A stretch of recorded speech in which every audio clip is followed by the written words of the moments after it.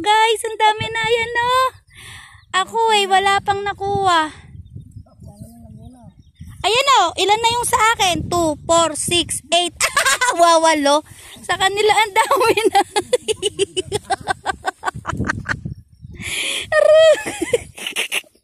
Panggulo lang po ako dito guys. Mamaya nahihimatay na ako na to. Ayan na po. Grabe, tignan nyo naman. Alala, tinangay na yung payong ko. Ayan, tignan nyo naman po. Walang sisilungan. Walang masisilungan. Walang maiihian. Sana may gubat pa kapag ang tiyan ko'y humilap. At nang di nila masilayan ang aking kasibuyasan. Ang aking sibuyas hindi ko makita. Nabilad naman na yung isda natin. Naglangoy na po sa sapa. Ako sarap no, may palamang sibuyas at kamatis.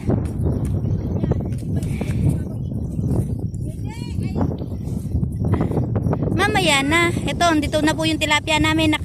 Nakawala na po dito para fresh pa po yung aming tilapia. At papalamanan po namin mamaya ng sibuyas at kamatis yun.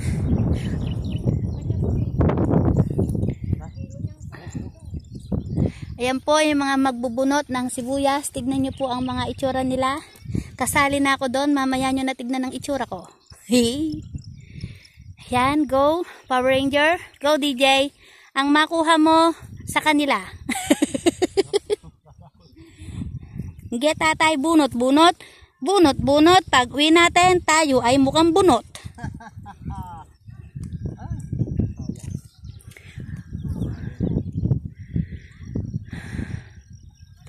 So guys, kuya.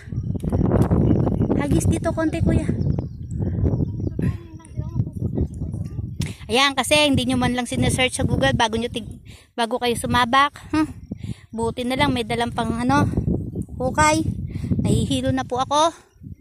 Diyos me. Ayan po, import pa po yung aming tagabunot ng sibuyas. Oh. Ayun oh, imported. Dali-dalian nyo dyan. Ang galing nga, dami na niya nabubunot. Uy, baka pa naiiwan yung iba. Sayang.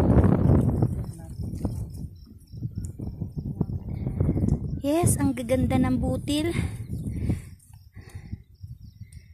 Go.